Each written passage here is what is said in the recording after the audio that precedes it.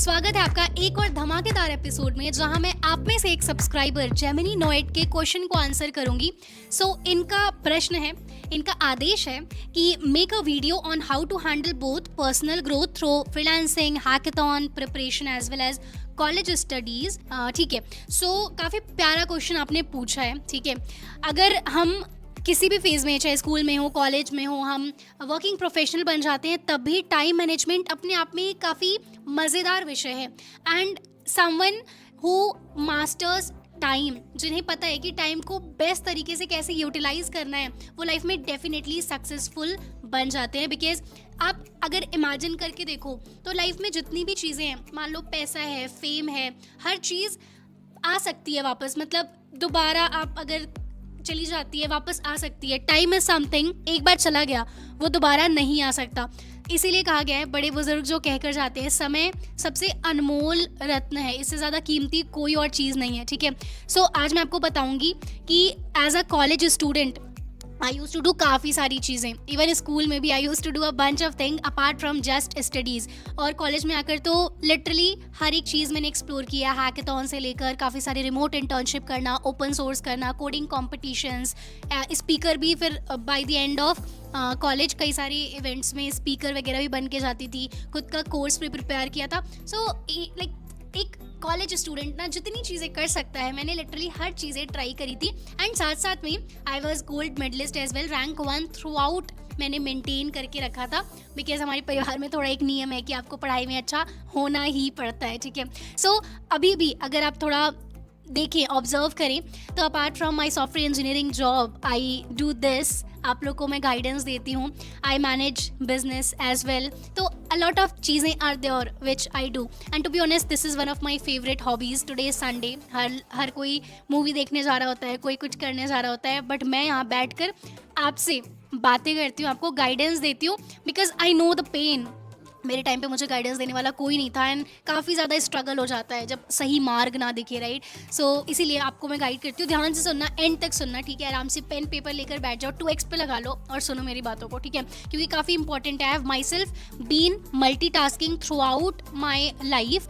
And ऐसा नहीं है कि मल्टीटास्किंग के चक्कर में कुछ लोग होते हैं कि किसी भी चीज़ में सक्सेसफुल नहीं हो पाते हैं, राइट। तो हमें उस चीज़ का भी काफ़ी अच्छे से ध्यान देना है कि हमारा गोल क्या है, किस डायरेक्शन में हमें सफल होना है, और जो हम चीज़ें कर रहे हैं क्या उस गोल के लिए वो मदद कर भी रहा है या फिर नहीं। ठीक है, तो शुरू करते हैं। सबसे पहला 3 स्लॉट रूल आप अपना सकते हैं अपने जीवन में। ठीक है, अब 3 स्लॉट रूल क्या होता है, जैसे आप कॉलेज में हैं तो आपके पास 3 स्लॉट्स हैं।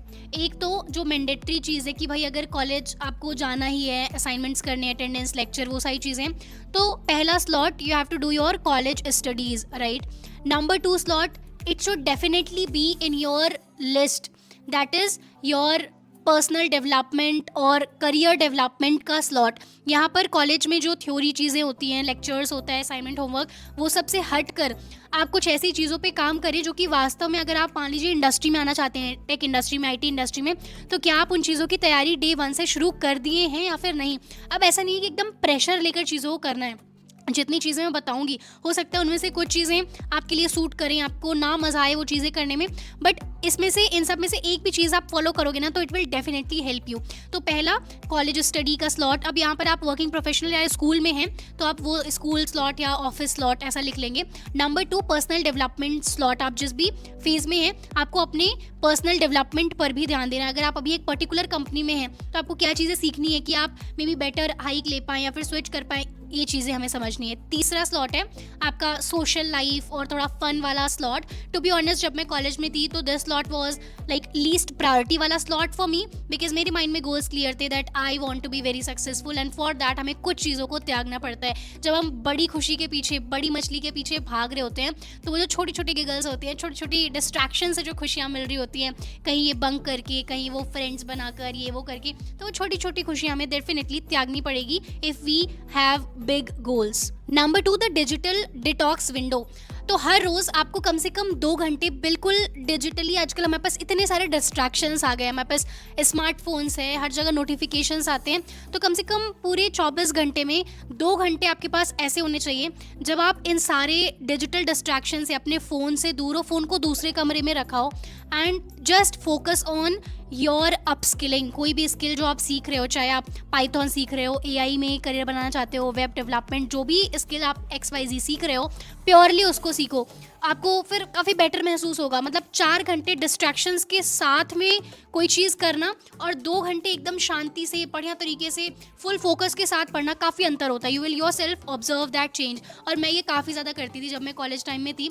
बिल्कुल ग्रुप्स, अगर सच में बहुत ज़्यादा दोस्त नहीं रखती थी पहले भी और अभी भी। सो जो भी लोग थे जो इंपॉर्टेंट चीज़ों के लिए कॉल कर सकते थे या वॉट एवर, तो उनको आप प्री इन्फॉर्म कर सकते हो कि this is my like DND mode time. इस टाइम पे कोई यार डिस्ट्रैक्ट मत करना। जैसे कॉलेज से आने के बाद आप 7 से 9 बजे का टाइम या फिर जो भी आपको सूट करे वो आप एकदम डिजिटल डिटॉक्स वाला टाइम रखो। नहीं तो बार बार फ़ोन रहता है ना तो हाथ जाता है। दैट्स लाइक ह्यूमन का एक काइंड ऑफ मसल मेमोरी होती है कि चेक करो ऐप, उसमें क्या हो रहा है, यहाँ पर क्या हो रहा है, right. So digital detox window is very important. And moving ahead, number 3, the classroom hack.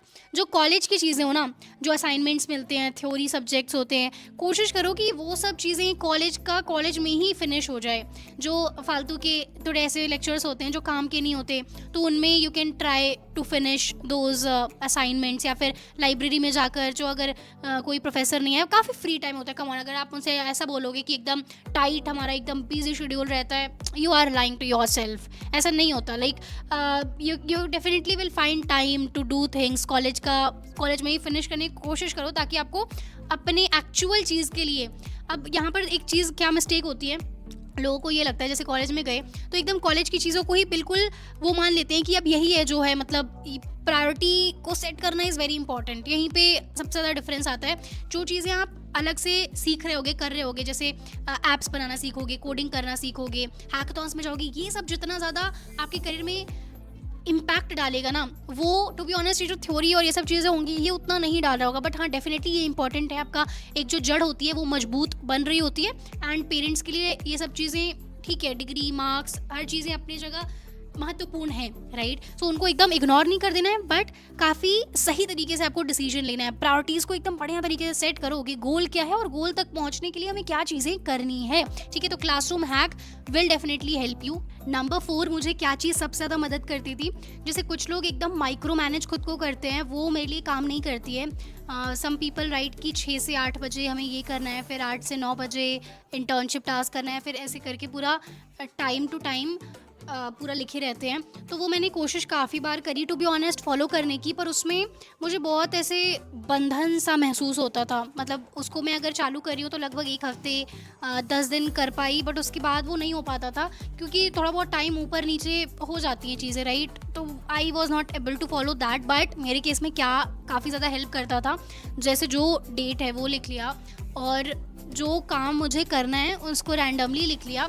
उसमें जो सबसे ज़्यादा हाई प्रायोरिटी वाली चीज़ें हैं, जैसे मैंने अगर ये एक 2018 या 19 इसका ओपन किया हुआ है मैंने, ठीक है। यहाँ पे अब कई सारी चीज़ें लिखी हुई हैं। वैसे this is my that yearly goals वाला डायरी, बट कभी कभी अगर डेली वाला ख़त्म हो गई है नोटबुक या फिर ऐसा कुछ, तो इसी में मैं लिख दिया करती थी।